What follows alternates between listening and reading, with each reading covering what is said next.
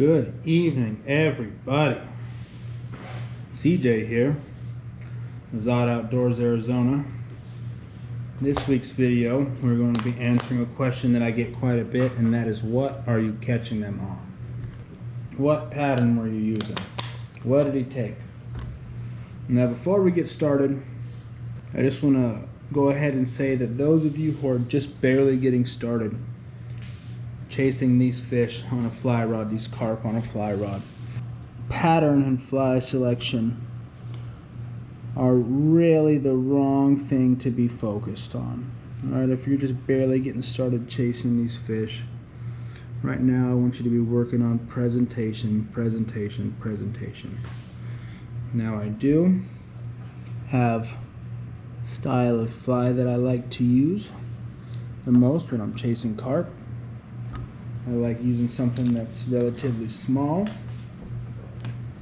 and as far as weight goes, I would say about medium. And the reason I prefer a fly that style is, you guessed it, it helps with my presentation. You know, a smaller, lighter fly, it doesn't smack down on the water as much. Same reason I have been doing a lot of not earth tones, let's say, a lot of natural colors lately as well. Lots and lots of natural stuff has been doing great for me these last, I don't know, 5 or 6 months. But so, to get started, we've got our size 10 curved nymph hook. You saw we debarbed it. That is the most important thing we do when we're chasing carp on a fly rod, when we're fly fishing for carp and tying our own flies, or if you get store-bought flies. The most important thing, the very first thing, is you always debarb. So I just barely put thread where I'm going to add these bead chain eyes. I'm going to go ahead and tie these in, leaving myself some room here between these eyes and the eye of the hook. Don't want to crowd it. I want to leave myself some room.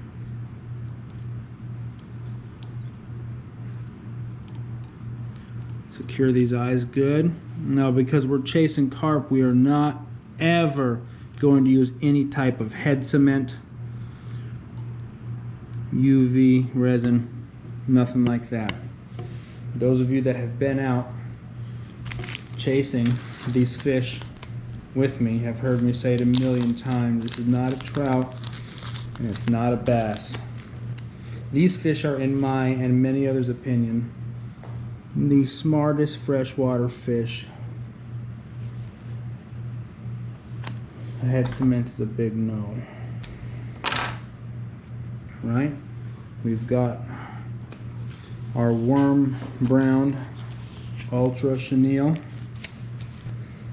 We've got ourselves a piece about this long. I'll go ahead and tie that in. Now,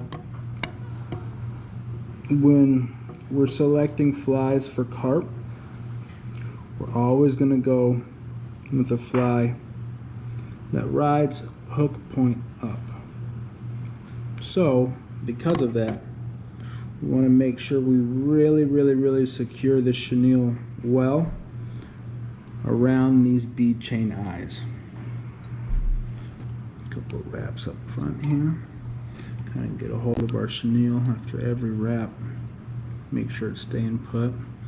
Now you see, this is why we didn't crowd the eye of that hook. We still have to be able to whip finish. I'm going to put a whip finish on top of the chenille and around the shank of our hook. Then I'm going to put another whip finish underneath the chenille and just over the shank of the hook. And be extra secure with everything, being as how, again, we're not going to use any kind of head cement or anything like that. Now, I like to use I guess some guys would call it a little bit bigger of a size of hook, size 10. I know a lot of guys use 12s. I know when I first got started and I first figured out that smaller flies were working better for me, I used a lot of size 14 stuff. I have since figured out what I like doing, using a little bit larger sized hook, but I just keep the body very, very small. So we can see here, I stopped wrapping that chenille just barely past the barb. The barb would have been here, so just barely past that barb. I want to leave that nice wide gap that I have on here. I believe this hook is a 2x wide gap. I don't want to crowd that at all. I want to leave lots of good space for that top lip to get stuck in there. Now, the last step for this very, very simple fly, it's what I enjoy the most. 9 times out of 10, if I'm tying up flies, it's about 15 minutes before I walk out the door, and I set up right here at the bar, right on the other side of our kitchen sink, and I'll stand there and tie up 4 or 5 flies just as fast as I can, and then I'll run out the front door. So I enjoy tying what a lot of people call guide flies. Something simple, can be done in just a few minutes with minimal materials. Something you could tie a lot of in a short amount of time. So here I'm going to go with our Orvis crosscut rabbit strip. This is peachy pink. Has a little bit of the pink in there, however it has quite a bit that natural color that I've been talking about. And I'm using this rabbit strip for the body. Just slightly moisten my fingers. Just pull a couple off. And we'll go ahead and dub our thread. And try to stretch this out, get it a little more even. I'm going to start working up our body.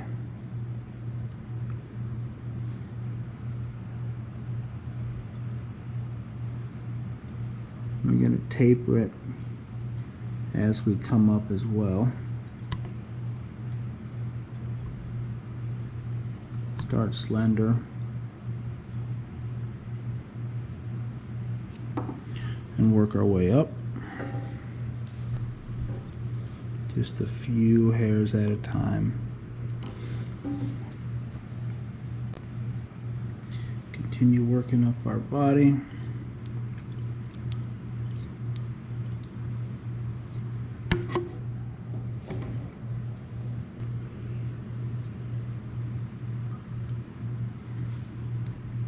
When you're trying to decide what pattern you're going to use when you're out chasing these fish next time, try to think about a pattern that is going to improve your presentation. Try to choose a pattern that's just going to lay down on that water nice and soft, not going to cause a big commotion. Those of you that have been out chasing these before, you know how easy they are to spook. Oh man, I hit the GoPro with the bobbin. Gotta get another camera for this. If anybody out there has any idea, or if anybody out there uses a specific camera for when they're doing fly tying videos, please leave a comment down below. That would be awesome. If there's something you're having trouble with and it pertains to catching carp on a fly rod, please leave a comment below. If you got some ideas or something you want me to cover, I would love to hear from you. I'm afraid I can't help you much with trout. I do pretty well small stream fishing. I definitely can't help you with bass. But if you've got questions about something carp related, chasing them on the fly rod, don't hesitate, you guys. Just reach out in the comments. We're actually going to wrap over, cover these eyes good. I'm going to put a couple more, just a couple more wraps there. We'll probably put 2 wraps in front of those eyes, and we'll be done. Let's see if I can capture that a little bit better. Okay, so now, like I said, we're gonna whip finish.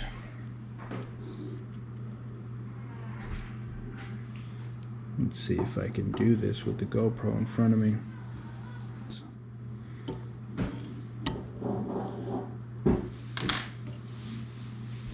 One more little bit here to cover those wraps before we end up underneath the chenille on the bare hook shank.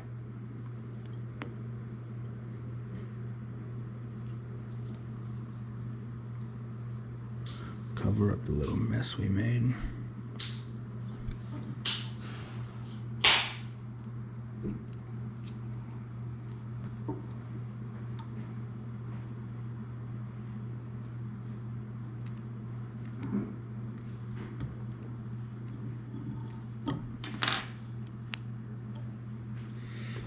Alright, snip off our thread. I like to leave the chenille long and trim it afterwards. About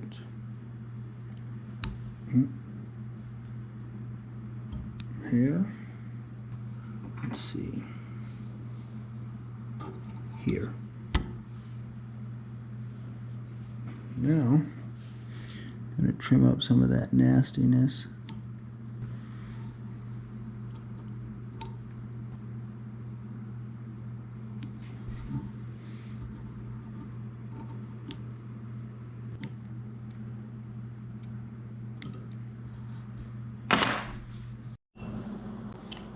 Alright folks, and there you have it.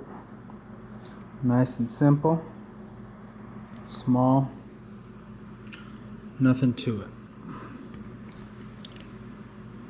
Takes a few minutes to tie up, that's it. I know there's a lot of you guys out there that could tie it up in probably 2 minutes flat. Simple. Gets the job done. And boy, I tell you what, they love it. And they've been eating this everywhere for me. So, again, if you enjoyed the video, please like and subscribe, and leave a comment down below. Give me some feedback, positive, negative, it's all the same, I don't care. So let me hear from you. Thanks for joining us, and we'll see you next time.